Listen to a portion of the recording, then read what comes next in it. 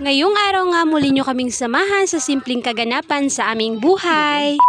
Pagkagising nga pala namin sa umaga eto at nagpainit nga lang muna kami para hindi naman kami mabutla na nasa loob lang kami ng bahay. Hala, alas 7 pa naman dyan ng umaga kaya sabi ko magpapainit nga lang muna kami para kahit papaano nga mapaarawan din naman itong batang maliit. Kami nga lang pala dyan ng batang maliit kasi si kuya hindi ko na pinukaw at baka mag-isog pa nga sa akin ano. Hinayaan ko na nga lang siya na magkaturog-katurog at baka magsamok lang kaming dalawa at baka mag-away pa maaga pa naman. Charis! Tapos ko nga palang mapainitan ng batang maliit eto at syempre sa umaga, hindi talaga mawawala sa atin ang pagkakape. Kape's life talaga, lalo na sa mga walang pera. Huy!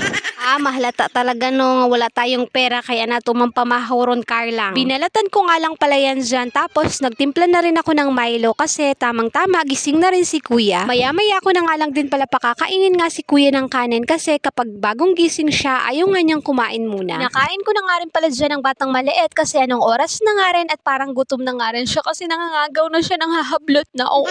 At habang busy nga ako sa pagpapakain nga sa batang maliit, itong si kuya busy rin kakakain nga ng kanyang hot cake na binili nga ng kanyang tita. Tapos ko nga palang mapakain ng batang maliit, eto lalabhan ko naman itong bag na binigay nga kay kuya. At sa wakas, hindi na talaga magbibit-bit si kuya ng mga ikubag para sa kanya mga uyaga kay mayaw na si butangan yan, yo.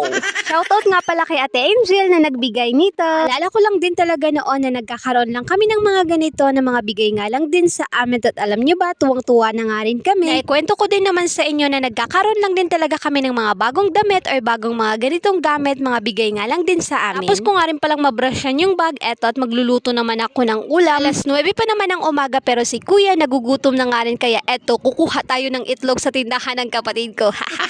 Baano, ang liliit na rin talaga ngayon ng itlog at ang mamahal pa, sa totoo lang.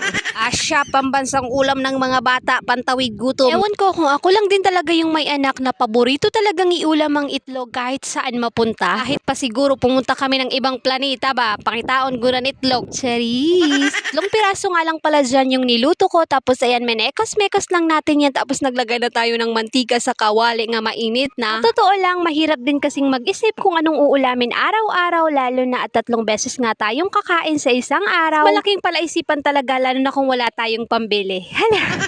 At pagkaluto nga rin pala niyan, pinakain ko nga rin agad si kuya at fast forward ng kinahapunan. Umiiyak nga pala dyan ng batang maliit dahil ayaw nga niya nang nakaupo. Gusto niya ay palaging nakatayo at palaging sumasayaw. Ulog pa pala dyan si kuya, tapos eto, nagbigay nga pala yung kapatid ko ng lugaw kaya eto, kakain muna tayo. Iwis, maging grateful tayo at maging thankful sa araw-araw na mayroon tayo. Mapablessing man yan or hindi, mapamalaki or mapamaliit. Always thank God because everyday may buhay tayo at lakas. Yun pa lang is malaking blessing na talaga na kailangan at palagi natin ipagpasalamat sa Diyos sa araw-araw. Kabila man ng mga problema at pagsubok na kinakaharap natin everyday, iwala lang tayo palagi sa magagawa ng Diyos and always be positive and be happy. Amping kanunay!